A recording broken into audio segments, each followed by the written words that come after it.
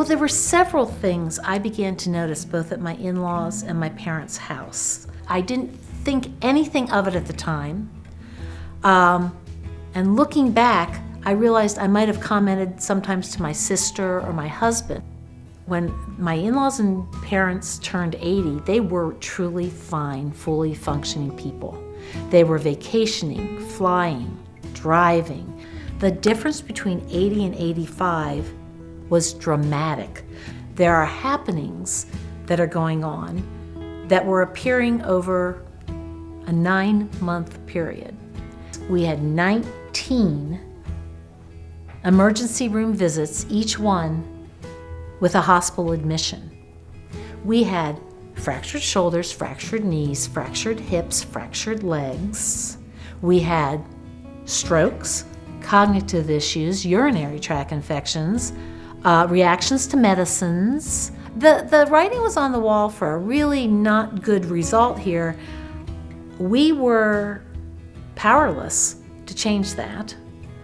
So my stress was my good, wonderful, loving, well-intentioned sister and nephew, my need to communicate with the whole family, my need to make sure between my brother and I, we knew the whole medical and cognitive and physical issues so things wouldn't be missed.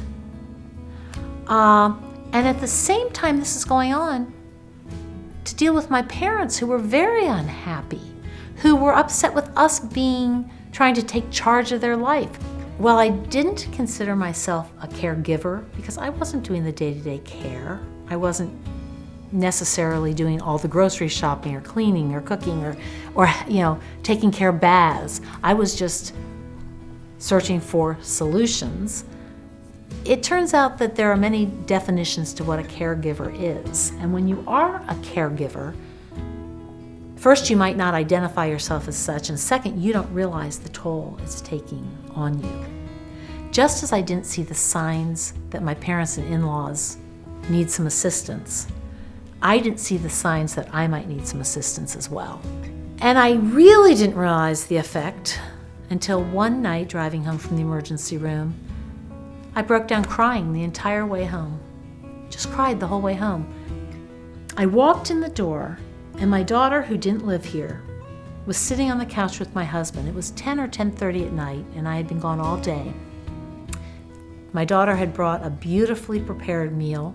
My husband had a bottle of wine, and they were ready to serve me. And it was at that moment I took a deep breath and realized I needed other people's support and help as well.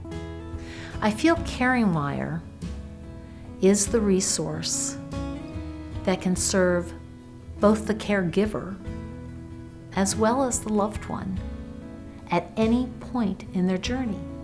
I wish I had had CaringWire to educate me, to give me options, to help me and assist me before I was overwhelmed by the process. I wish I had had CaringWire to give me possible resources of where to go for answers, unbiased resources that had been vetted.